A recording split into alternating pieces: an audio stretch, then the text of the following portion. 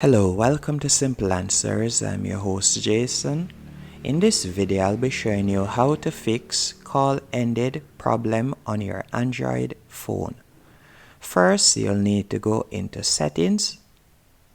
Once in settings, you're going to scroll down and you're going to select apps.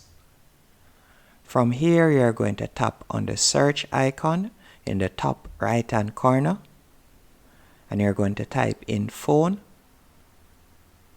And you're going to select phone.